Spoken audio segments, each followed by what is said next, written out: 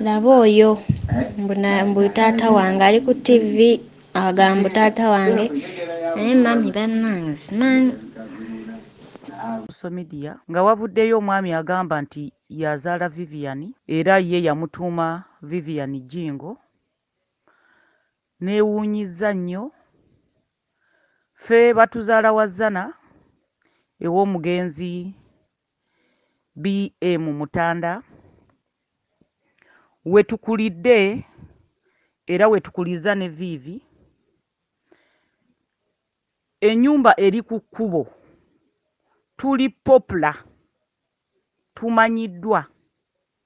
Ne bw'obuuliza mu paaka enkadde oba empya ng'olaga ewa BM Mutanda omugenzi bakutuusaawo bulungi kuba ennyumba eri ku kkubo, buli muntu atumanyi. Naye nawulidde omwami oyo ng'agamba nti abadde ne Vivi okuva nga bebi paka lwa osimanyi myaka 7 oba mmeka nga bwe nawulidde ayogera ku social media. Oyo omukyala tubadde naye okuva ng'ali lubuto nga lwa myezi 3 okuva mwannyinaze bwe yava mu bulamu bw'ensi eno baamukoona, yafuna accident, omupotigo n'amukoona ng'ava Mwanjenwa wali ku geeti ya Mukwana Arcade. Ne tusigaza omukyala waffe oyo nga lubuto lwa myezi 3 ne tubeera naye paka lwe yazaala omwana waffe Vivian Mutanda. Ne ffe nnyini ffe twawerekera mukyala waffe mu ddwaliro n'azaala omwana. Nina sisita wange ye yawerekera, ye yaliyo nga Vivian Mutanda ajja ku nsi, era mwannyinaze gwe sijja kwatuukiriza mannya ye yanonayo omukyala oyo mu ddwaliro. Ne tumutwala n'amutwala e Najjanankumbi, tulinayo amayumba, ne bamuwa rooms 2 abeeremu ayonsezeemu omwana. N'atugamba nti tajja kusobola kusula mu ruumu ezo, kaagende afune ruumu emu asobole okuba ng'afiisa essente mu ruumu endala abeere ng'alabirira omwana. Yasolozaamu ebbanga n'agamba nti tategeeraganye, bakwataganye ne bato baffe. Waliwo bato baffe ababeera e Najjanankumbi era nabo sijja baatuukiriza mannya. N'agamba nti n'aleeta omwana Vivian nga wa myaka 4.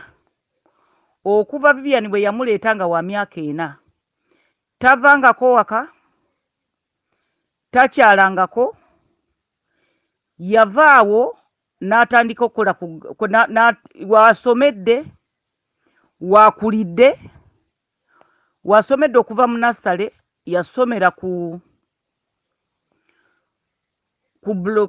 bagiyita Brian oba bagiyita Bridges we yasomera nassale ye, n'atuuka mu P5 n'agenda ku Buganda Road gy'asomedde siniya ye esooka, I mean ya 6 ne 7 paka siniya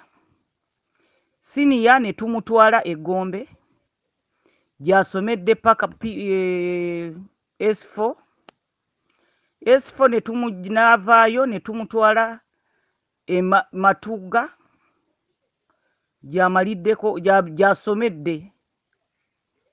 Waaviiriddeyo n'ajja awaka ne tuba nga twagala agende ku koosi. Koosi yali agala kusoma bya designing, catering and designing. Bw'alabira Mr. Brian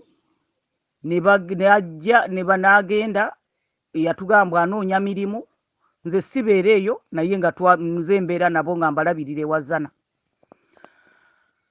Ne mwami Brian najja waka, najja yeyanjula mu butongole naganze nina omwana wammwe era mututte kola.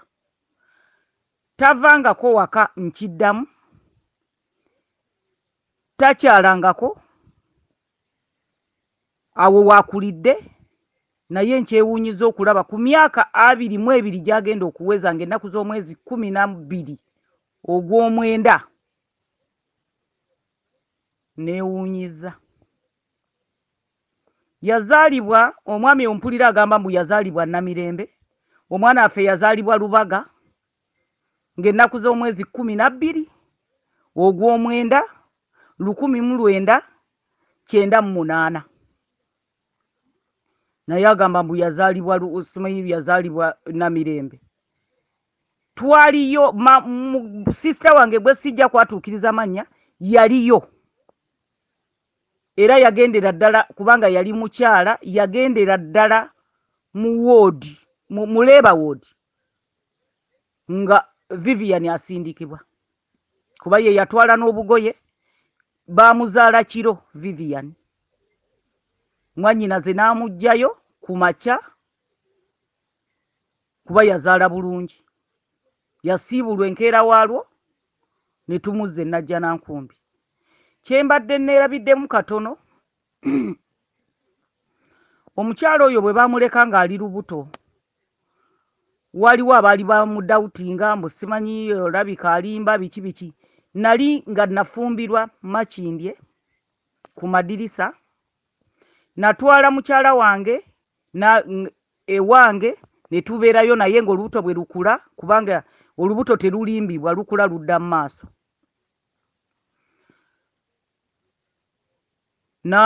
Bwe lwali lunaatera olubuto okukula ng'ensi yonna neekakasizza nti ddala lubuto, natambulamu ne ŋŋendako mu nsi gye sijja kwogera. Nakomawo nga mukyala waffe azadde omwana oyo. Bye byange, bwe munaamwagala ebirala era nabyo nja bibagamba. Mwebale nnyo, musiibe bulungi. Kale ssebo kansooke mbabuuze ndabe oba banakkiriza okulabikira mu katambi, kubanga nze ndi ready okulabikira wonna kubanga kyenwanirira nkimanyi era omwana waffe tukimanyi, naye kambuuze omuntu asobola kuba tubadde tetwagala nnyo kubeera ku social media, tubeere nga tuli okwo, naye kambuuze ndabe nja kuddamu kuba kyetwogerako kituufu. Ne bw'ogenda ewazzana nga bwe nkugambye n'obuuza, kuba omwana waakulidde wasomedde, tuli ku kkubo wonna batumanyi kugambye. Ne bw'obuuliza mu paaka enkadde, ne bw'obuuliza mu mpya, ne bw'obuuliza ewazzana ku stage ababooda, ne bw'obuuliza awa, naye kammale okubuuza kuba n'abali awaka, kuba tuli mu kisiibo. Mbadde saagala nnyo kubatataaganya, naye ka ŋŋenda kuddamu mu bwangu ddala mukwano.